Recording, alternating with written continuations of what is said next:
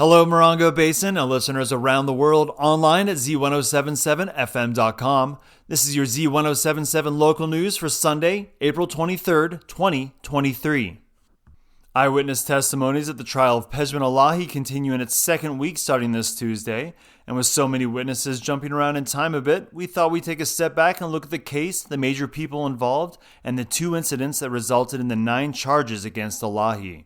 The first 3 counts are the most serious. They covered the attempted murder and assault with a firearm on a person that came from 2 incidents that happened a little over 5 weeks apart in late 2022. The first incident occurred on the morning of September 25th when an Instacart driver delivering groceries in Wonder Valley reported that a man was chasing him on a white quad.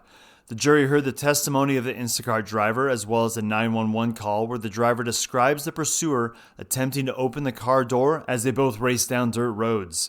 When the driver had to find a spot to turn around, Elahi allegedly blocked the road with his quad, aimed a gun at the driver, and fired. The delivery driver was finally able to lose his pursuer on Amboy Road, and Elahi was eventually arrested after a sheriff's investigation.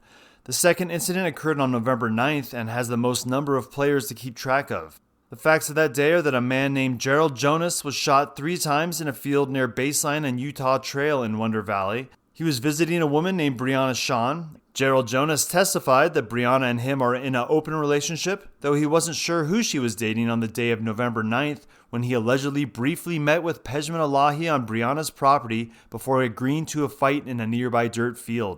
In his initial recorded statement, Gerald Jonas named his attacker as Chucky from Wonder Valley, a known nickname for Pejman Elahi, and he also picked him out of a lineup of 6 photos, saying on a scale of 1 to 100, his certainty was a 100 that Elahi was the man who, in his words, unloaded a full clip at Jonas.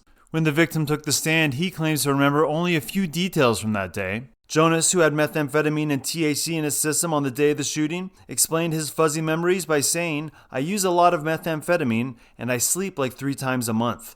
Defense attorney John Paul Soreo has pointed out that while Jonas's original statement named Elahi as the shooter, no fingerprints were found on the 6 cartridge casings recovered from the scene, and a physical description of the shooter was never given by the victim. The additional 6 counts brought against Pejman Elahi all result from a warrant search of the Wonder Valley property that Elahi occupies with his father and one other individual. Elahi admits to owning the modified short-barrel AR-15 style assault rifle, black powder pistol, and various gun parts and clips found in the search. Prosecution will continue calling witnesses, but one person not expected to offer testimony is Elahi himself.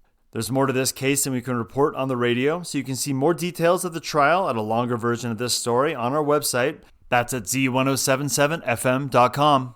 And that's your local news. You can hear local news 7 times a day, 7 days a week at 7, 8, 9, noon, 4, 5, and 6. Reporting for the Morongo Basin News Leader, the award-winning Z107.7 News, this is Robert Hayden.